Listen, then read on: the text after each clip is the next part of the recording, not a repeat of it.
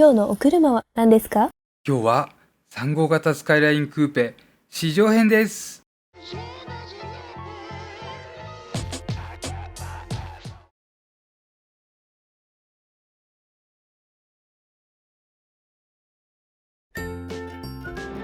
お世話になっています。間違いいっぱいの自動車選び左男爵です。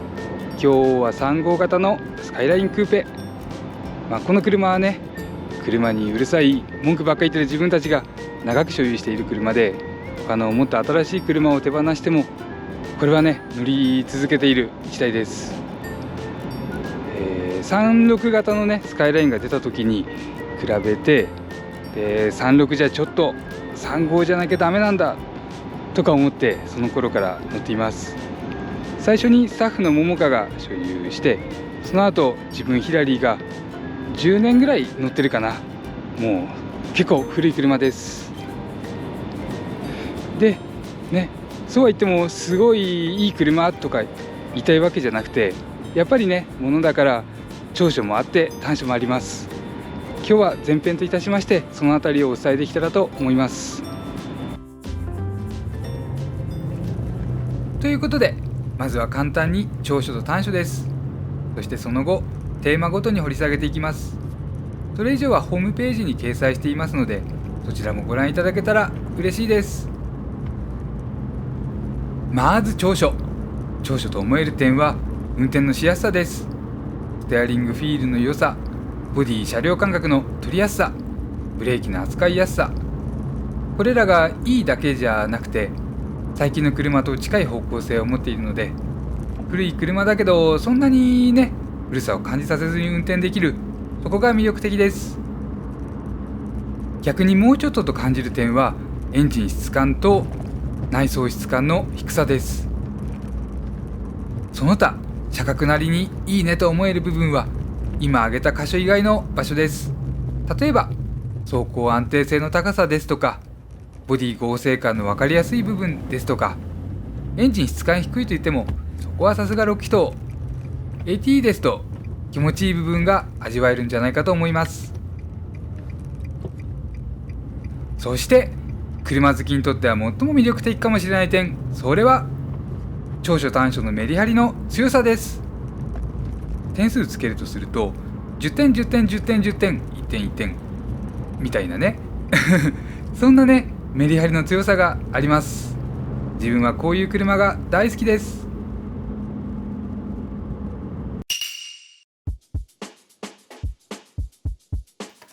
それじゃあね、1個ずつ見ていきます。まず欠点と思える点は2つだけなので、そちらから述べさせていただきます。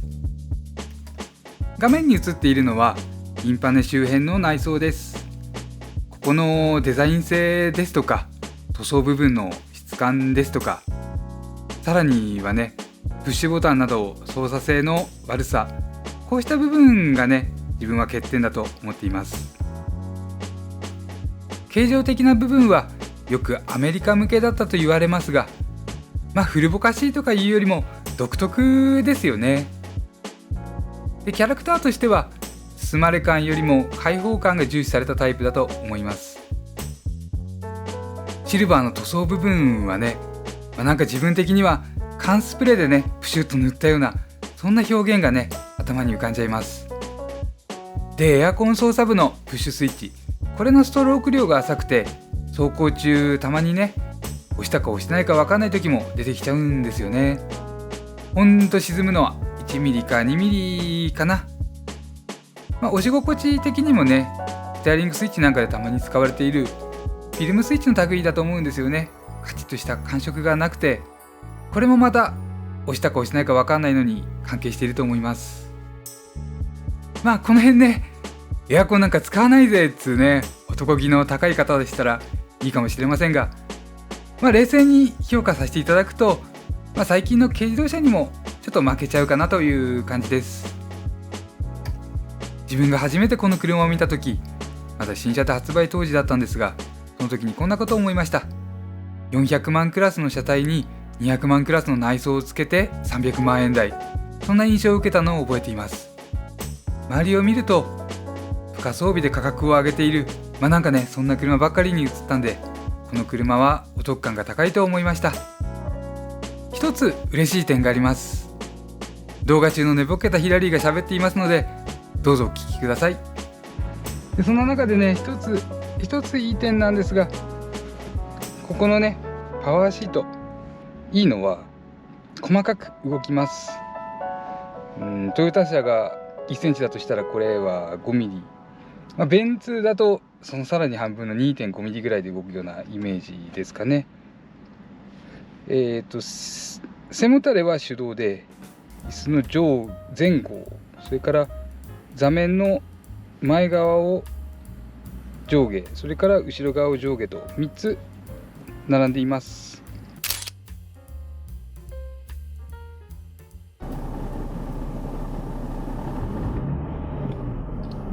もう一つの欠点、エンジン質感に関してです。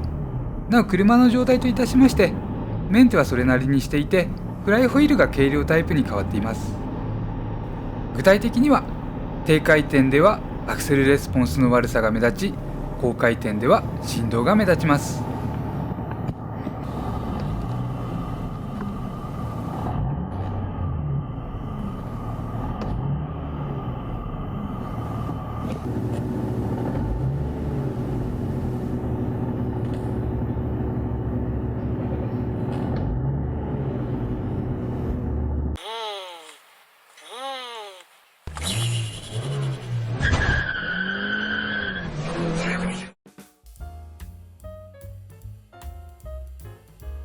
さあ、ここからは長所ばかりです。まずはエンジンルーム。冒頭で古さが目立ちにくいと言いましたが、ここを見るだけでそれが連想できます。3号が出た当時、このエンジンルームは衝撃的でした。なんていうのかな、まずね、エンジンの搭載位置、ここストラットタワー、サスペンションの付け根なんですね。でここから見て、エンジンがかなりねボディの内側に入ってます。そしてこの隔壁っていうのかな、こうね二重構造みたいになっていて、多分ね、これ薄っぺらいんですけど、静粛性なんかにもね効いていると思います。でごめんなさい、ちょっと話戻るんですけど、このサスペンションの付け根がね、例えば FF の大型セダンですと、この辺りで、コンパクトカーとかミニバンとかですと、もうここなんですよね。このカウルトップ、この部分の内側にサスペンションの付け根が来ているので、後輪駆動車ということもあって、この車かなりねストラットの位置が前なんですけれども、すごいですよね。今ではね、もう輸入車だけじゃないですし、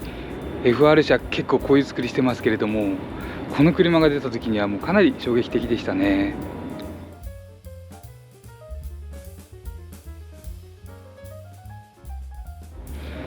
でバッテリー、こういった重量物も、この下バッテリーで内側に寄ってますし、すごい感動的です。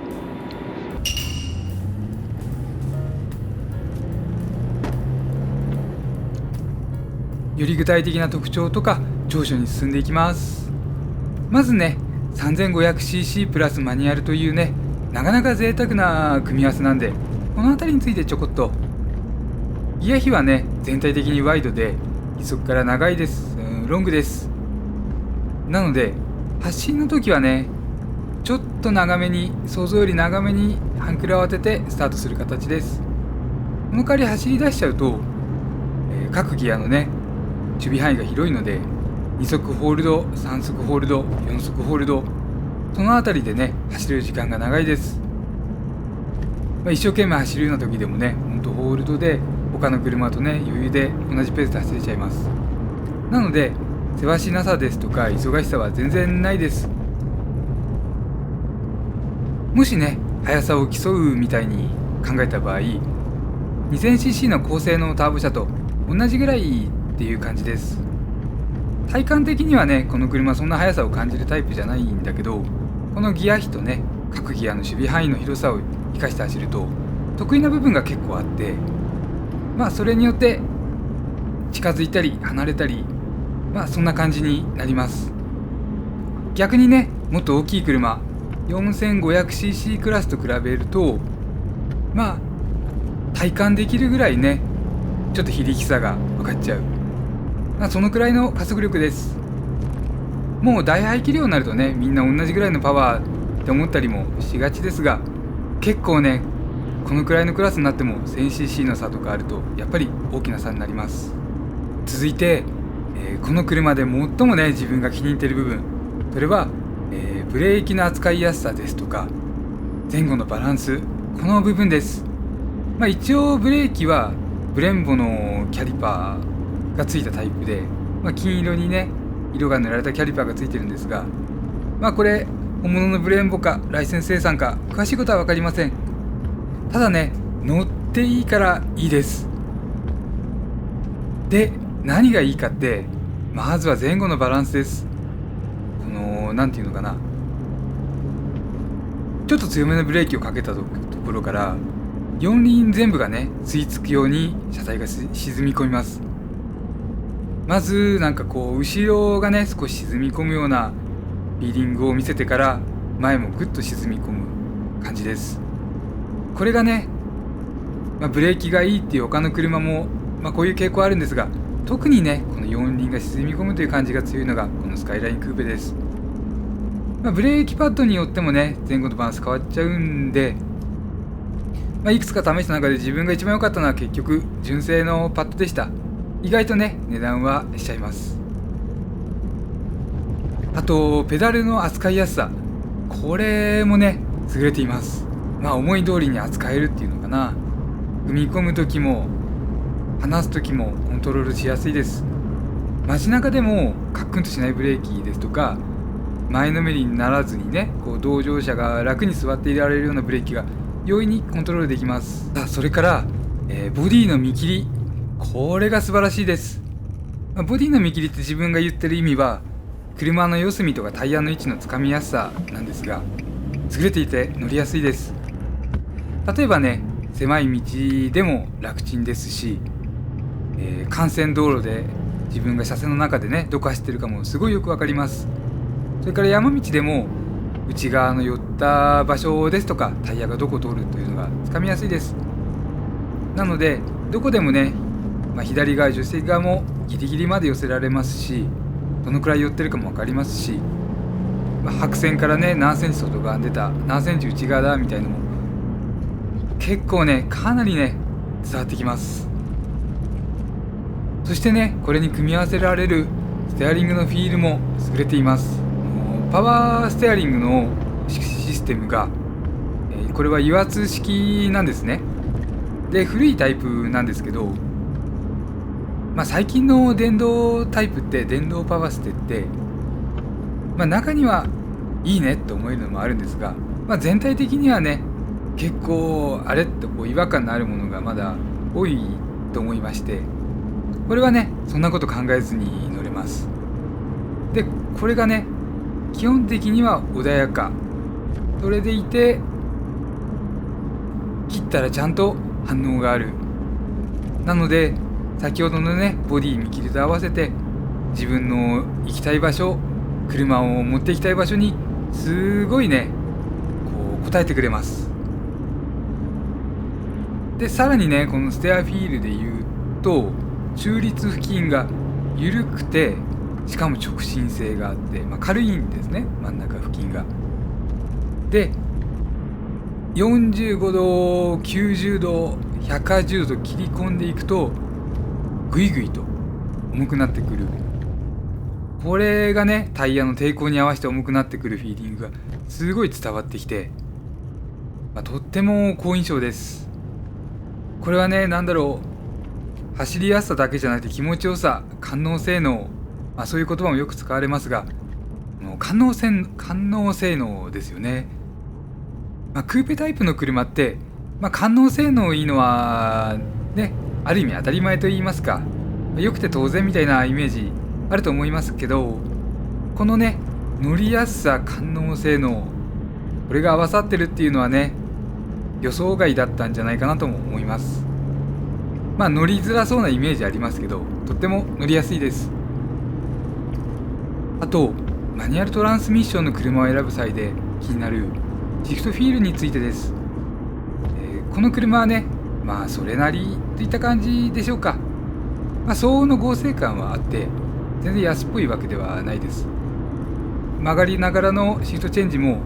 車の合成が足んなくてできないなんてこともありません。